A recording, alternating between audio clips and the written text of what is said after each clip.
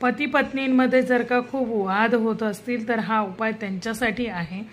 हा उपाय मंगळवारी करायचा आहे। त्याच्यासाठी तुम्हाला एक भूर्जपत्र लागणार आहे। कुठल्याही पूजा साहित्य भांडारमध्ये भूर्जपत्र मागितलं की ते मिळतं, तर तिकडनं ते भूर्जपत्र घेऊन यायचं आहे। छोटासा तुकडा आणला तरी चालेल। त्याच्यावरती हा उपाय तुम्हाला मंगळवारी करायचा आहे, एकदाच करायचा आहे। त्या भूर्जपत्रावरती लाल शाईने कुंकाची तुम्ही लाल शाई बनवू शकता।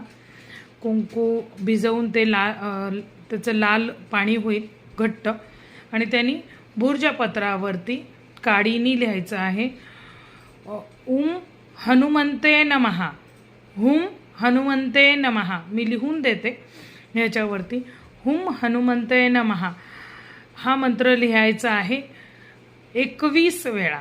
आणि ते भूर्जपत्र थोडंसं वाळलं की घडी करायची आणि मधाच्या बाटलीमध्ये ते बुडवून ठेवायचं।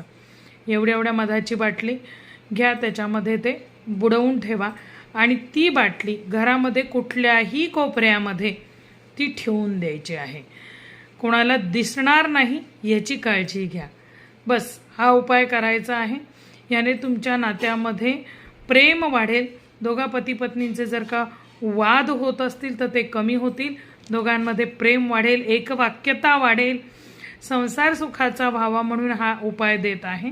आता तुम्ही विचाराल नंतर त्या मधाच्या बाटलीचं काय करायचंय? आधी तुम्ही उपाय तर करा, तुमच्या दोघांमध्ये सगळं चांगलं तर होऊ द्या।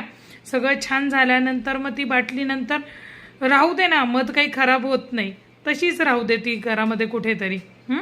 देवतेची आपल्यावर कृपा झाल्यानंतर त्या बाटलीचं लगेच काय करायचं?